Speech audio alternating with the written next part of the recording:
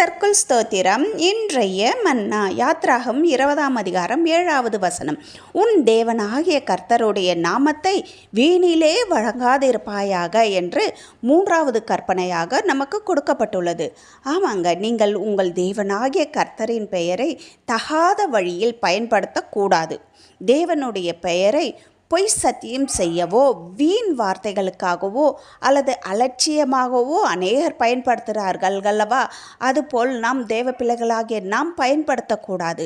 நாம் கிறிஸ்துவ பிள்ளைகள் என்று சொல்லிக்கொண்டு பிறகு அவருடைய குணத்திற்கு முரணாக நம்முடைய வார்த்தைகளும் செயல்களும் இருந்தால் அதுவே தேவ நாமத்தை வீணாக்குவதாகும். நாம் எப்படி வாழ்கிறோம் என்பதை பொறுத்து தாங்க அவருடைய நாமம் மகிமைப்படணும். ஆமாங்க, நம்ம இருக்கிற ஏரியாவில் கூட ஏசப்பாவுடைய பிள்ளைகளாக அவருடைய சாட்சியாக நாம் என்றும் வாழ வேண்டுங்க. ஏசப்பா பெயரை உபயோகப்படுத்தி நீங்கள் உங்கள் வாழ்க்கையில் ஒரு பொய்யான வாழ்க்கை வாழ்ந்தீர்களானால் கண்டிப்பாக கர்த்தர் உங்களை தண்டிப்பார் என்று அதே வசனத்தில் கூறப்பட்டுள்ளது. பாருங்கள், யாத்ராகம் 27 நீங்கள் குற்றவாளியாக நியாய தீர்ப்பில் நிற்கப்படுவீர்கள். தயவு செய்து உங்கள் வழிகளை மாற்றிக்கொள்ளுங்கள்.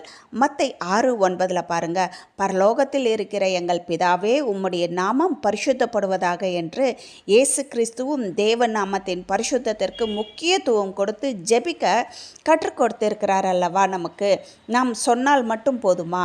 நம் வாழ்க்கையிலும் அதை நம்ம என்ன பண்ணணுங்க, கடைப்பிடிக்கணும் அல்லவா? சங்கீதம் 27 பாருங்க, சிலர் ரதங்களை குறித்தும் சிலர் குதிரைகளை குறித்தும் மேன்மை பாராட்டுகிறார்கள். நாங்களோ எங்கள் தேவனாகிய கர்த்தருடைய நாமத்தை குறித்தே மேன்மை பாராட்டுவோம். ஆமாங்க, நாம் ஒன்று மட்டும் தாங்க ஞாபகத்தில் வைத்து கொள்ள வேண்டும். இந்த உலகத்துக்கு நம்பக்கூடாதுங்க.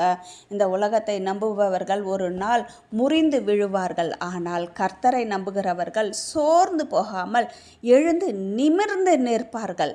ஆபத்து மற்றும் நெருக்கடியான காலங்களில் கர்த்தருடைய நாமம் நமக்கு உயர்ந்த அடைக்கலமாகவும் விடுதலையாகவும் இருக்குங்க. இனியாவது அவருடைய நாமத்தை தவறாக உபயோகப்படுத்தாமல் இருங்கள். ஆமீன்.